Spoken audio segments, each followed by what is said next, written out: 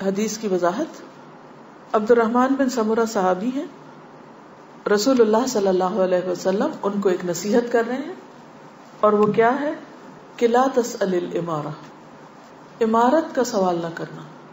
یہاں پر لفظ یہ امارہ ہے, امارت نہیں ہے, امیر ہونا نہیں ہے یعنی مالدار ہونا نہیں, بلکہ عہدے دار ہونا, حکومت طلب کرنا,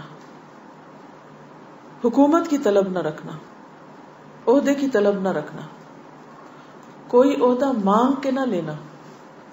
امیر بننے کے لیے کہنا مت کہ مجھے امیر بنا دیا جائے. کیوں؟ اس میں کیا برائی ہے؟ فَإِنَّكَ إِنْ أُعْطِيتَهَا, کیونکہ اگر تم اسے دیے گئے, ام مسئلتن, سوال کے بعد, سوال کر کے, یعنی تم نے مانگا اور تمہاری طلب اور تمہاری چاہت کی وجہ سے تم کو ملا, تو کیا ہوگا؟ وکلت الیہا, تم اس کے حوالے کر دیے جاؤ گے. کیا مطلب حوالے کر دیے جاؤ گے؟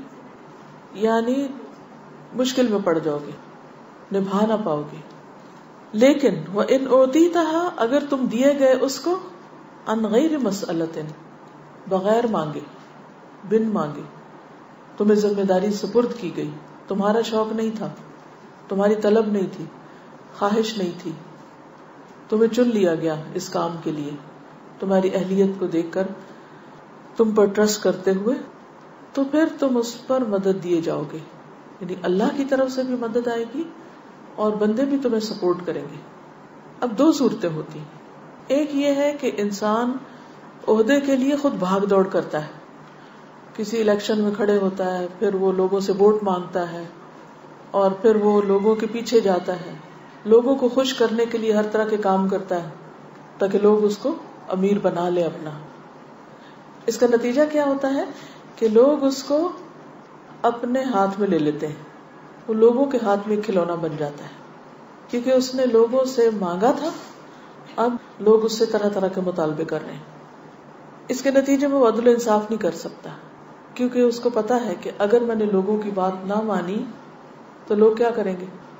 مجھے ڈسکارڈ کر دیں گے, مجھے اپنا امیر نہیں بنائیں گے, مجھے ہٹا دیں گے. تو اس لیے وہ ان کو خوش کرنے کے لیے ہر طرح کے غلط سلط کام کرے گا اور انہی کے حوالے کر دیا جائے گا, یعنی اس کی باغ ڈور لوگوں کے ہاتھ میں آ جائے گی.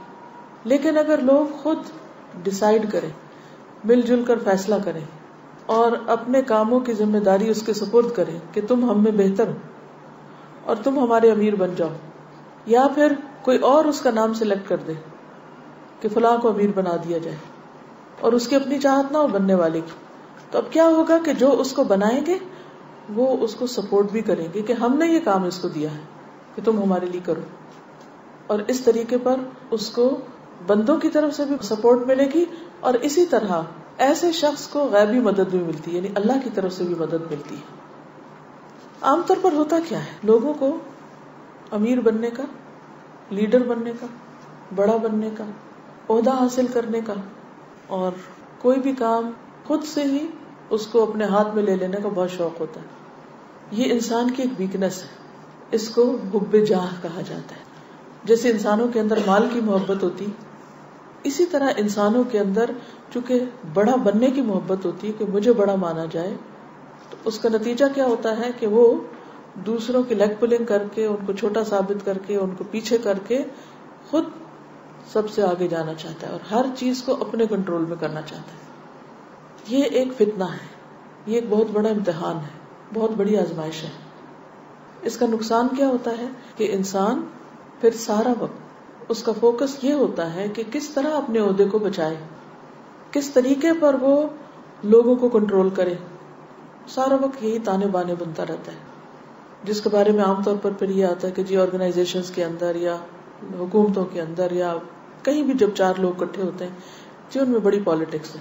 وہ دراصل پالیٹکس ہوتی کس چیز کی کہ ہر کوئی کھینچ رہا ہوتا اپنی طرف کہ مجھے بڑا مانا جائے.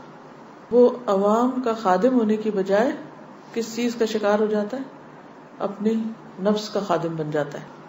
پھر وہ کام کرتا ہے چاہے وہ عوام کے فائدے میں ہو یا نہ, دین کے فائدے میں ہو یا نہ, لیکن وہ اس کی حکومت یا اس کے عہدے یا اس کے منصب کو سپورٹ کرنے والے. اور پھر اس وجہ سے اور بہت سی خرابیاں پیدا ہوتی ہیں. اس لیے اسلام میں عہدے کی طلب عہدے کی خواہش اور عہدے کی وجہ سے فخر کرنا یہ ناپسندیدہ امر ہے.